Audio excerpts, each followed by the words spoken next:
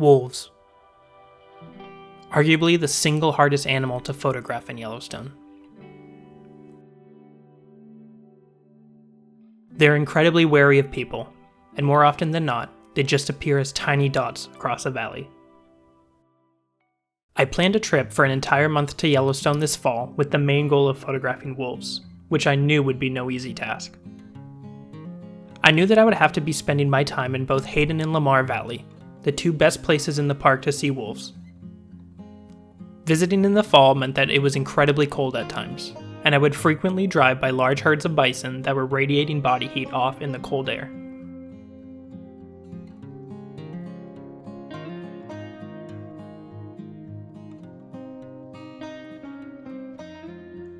Cold, frosty days would yield some pretty cool photos, but as the temperatures rose, eventually the heat distortion limited how much I could keep shooting.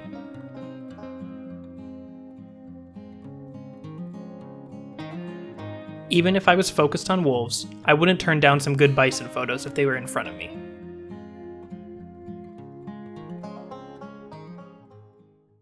Finally, as dusk began to settle in, I had one of the most amazing wolf encounters of my life.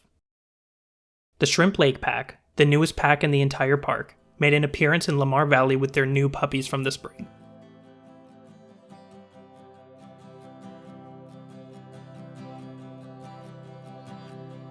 The pack, which numbered only 4 members in the spring, had produced 4 more healthy pups, which had all survived.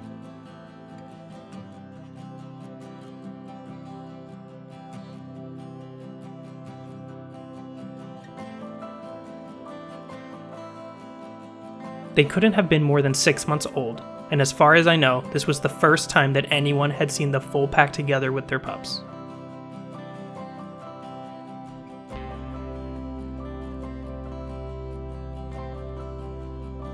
The Shrimp Lake pack have it pretty hard as far as wolves go.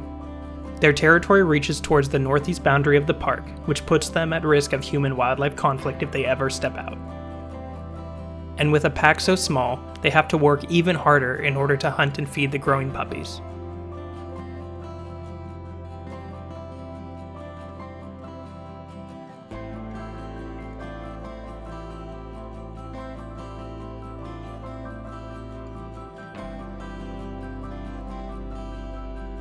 Still, they are a resilient group, and that's why they're probably my favorites in all of Yellowstone.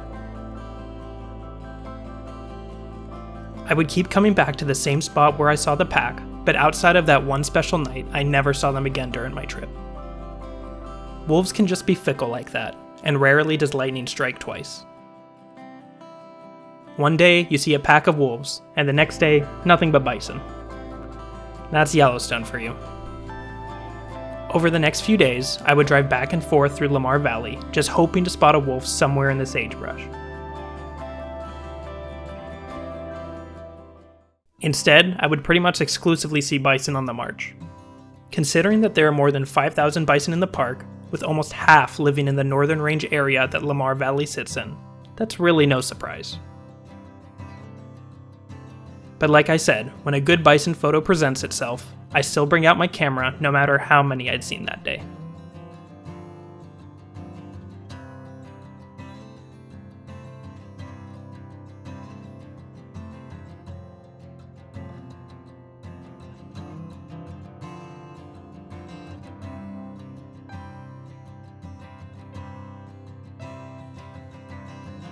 There was even an appearance by the Junction Butte pack one day, where they were way off on the other side of the valley taking a snooze. Unfortunately, they were too far for any photos, but this is what most wolf sightings are like in the park. It's always special to spend time in Yellowstone, but I still hadn't come any closer to getting my wolf photo. Then, one afternoon, I found a group of people staring out towards a hillside. Do you see it?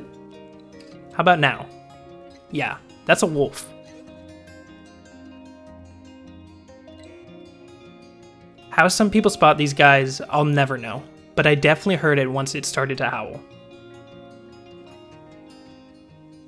This wolf was probably my closest wolf encounter of the trip so far, but it didn't seem too keen on approaching the large group of people staring at it.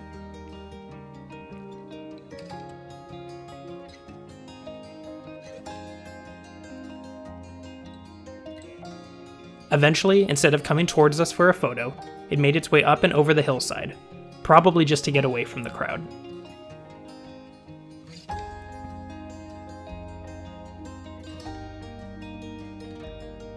I started to drive down the road towards a point where I was hoping the wolf might pop out again. But all I found was a herd of bison that were stampeding. Bison don't exactly need a reason to run, but it definitely makes you want to take an extra look around in case there's a predator nearby. Way out across the Blacktoe Plateau, I spotted the Rescue Creek Pack, one of the northernmost wolf packs in Yellowstone.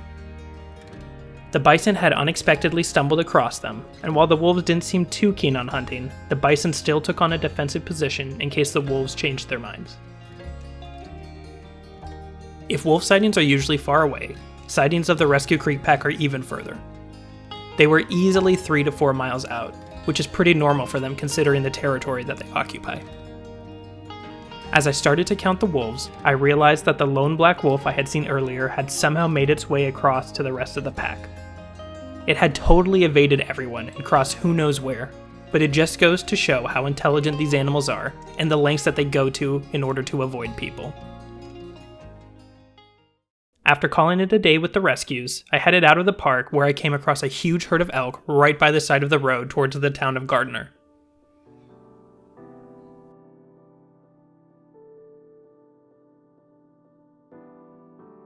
The elk like to hang around the areas with people because they know that wolves generally avoid them. It was a great evening sighting, and I got a nice photo of a cow elk on a hill that I was super happy with.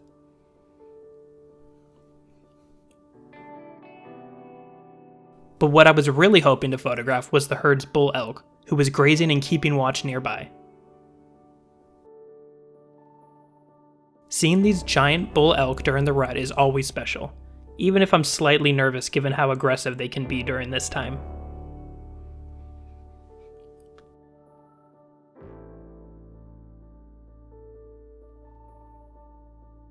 Nearby, a smaller bull was bugling out, almost as if frustrated that he wasn't allowed near the main herd.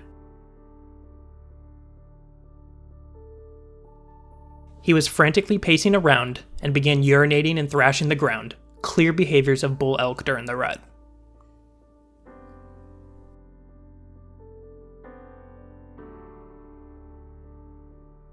The closeness of this sighting, though, meant that I got some great photos to show for it.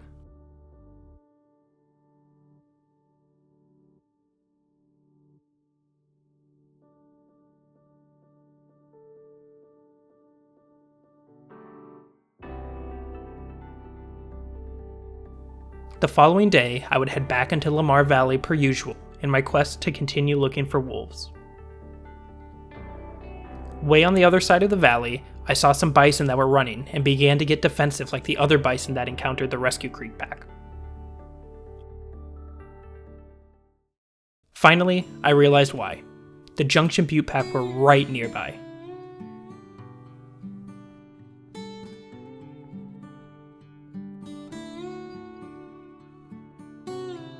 As the main residents of Lamar Valley, the 20-strong pack were the ones that I saw most often on my trip.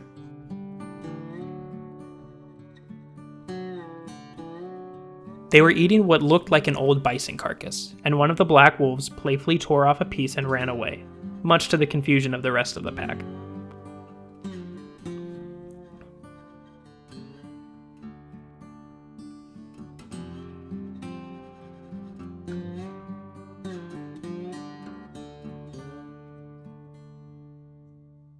Some of the bison nearby came down to cross the river. Whether they just wanted to get away from the wolves or not, who could say? But the wolves never follow them, so this was once again another far-off sighting.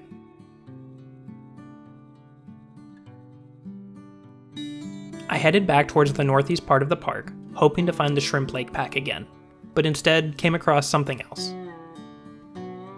It was a mating pair of moose, happily bedding down near the Soda Butte Creek.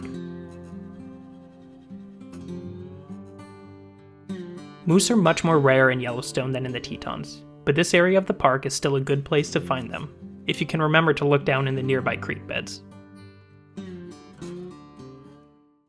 My strategy of working Lamar Valley back and forth was yielding mixed results. I was seeing wolves almost daily, but none close up. Some days I would take barely any photos at all, but I had to remind myself that there were still thousands of bison out there waiting to be photographed.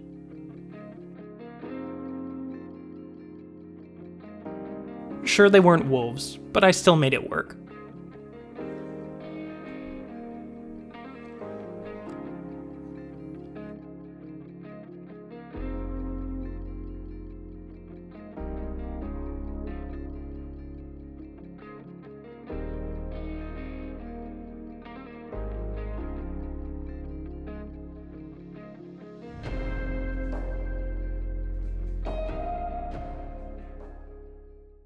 The following morning in Lamar Valley, I spotted a black shape a few hundred yards from the old Slough Creek den site, and quickly realized that it was a wolf feasting on a carcass.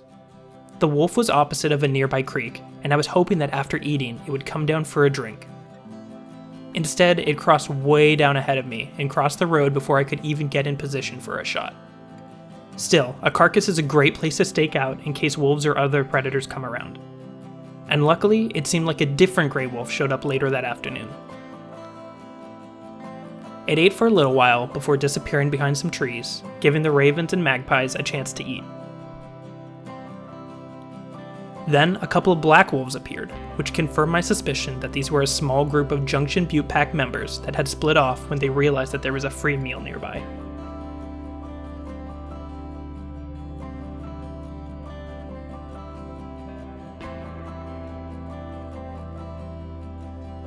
Finally, I had wolves somewhat close to me, and I knew that their behavior would hopefully lead them to coming down for a drink. But as more and more people began to notice the wolves, they seemed less inclined to come down, and would probably drink later after dark.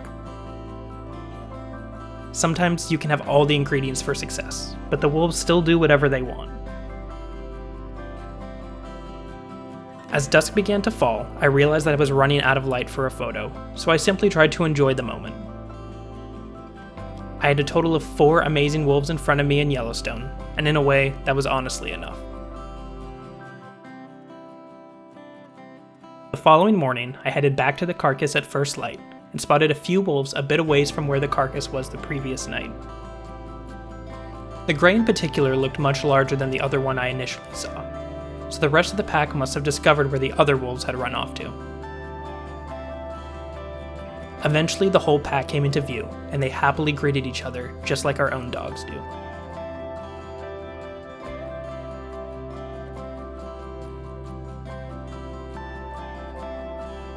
The wolves disappeared shortly thereafter, and didn't show up again until the evening.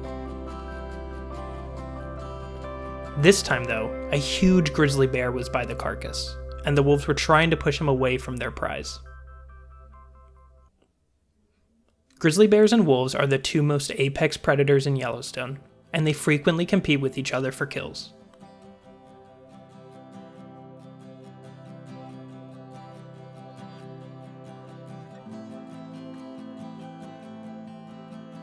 There can be a level of tension between the 2 species, but they tend to do a good job of recognizing when it's their turn to eat and when to back off. They clearly have respect for each other, even if it's a bit annoying to have to share your food. That didn't stop a couple of wolves from basically playing tug of war with the grizzly over some scraps. Even if they are wild, it's pretty clear to see the similarities that they share with our own domestic dogs. Unfortunately, the wolves finished up that evening and disappeared afterwards. So I decided to mix it up and head to Hayden Valley instead. Hayden Valley is the home of the Wapiti Pack, which are famous for their close encounters as they cross the roads.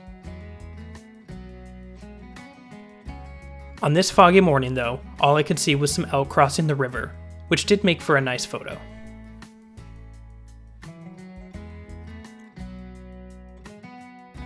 The fog was just proving to be too dense, and I could barely even see the road in front of me, let alone scan around for wolves. At a nearby overlook, I did stumble across a pair of coyotes, which didn't seem too bothered by the limited visibility.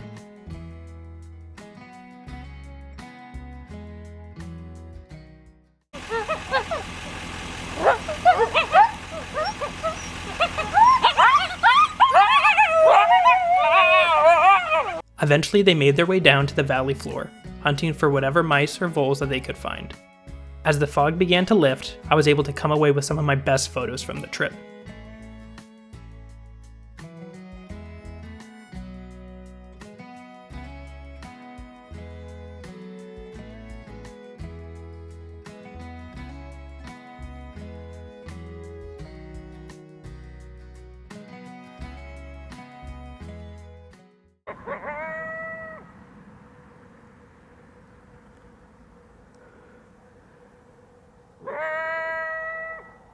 It may not have been the wolves I was looking for, but the coyotes put on a great show photographically, so I called it a win. The Wapiti pack never did show up, but Hayden Valley is always a nice change of scenery regardless. I decided to actually skip Lamar that evening, and headed towards Mammoth Hot Springs instead, where I knew of another hotspot for one animal in particular. There are always elk up near Mammoth, which, like the Gardner herds, like to hang around areas with people in order to avoid wolves. This one big bull posed nicely in the evening light, adding even more photos to an impressive day.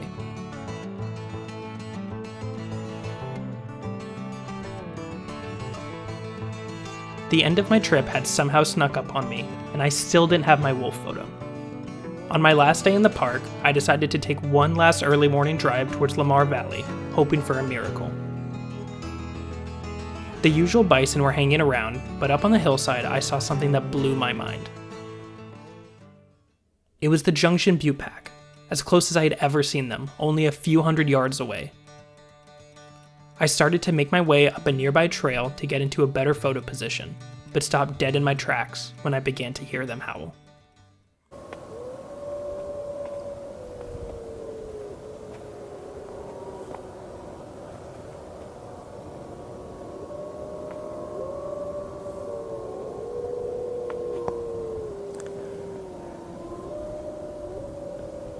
Hearing a wolf howl close up is like a spiritual experience, and I just couldn't help but sit there with a grin on my face as the wolves echoed across the valley. They started to make their way off the hillside, but instead of coming towards me for a photo op, they started to head over the ridge and out of view. Still, on my last day in Yellowstone, I saw and heard wild wolves, and that's a great way to end a trip.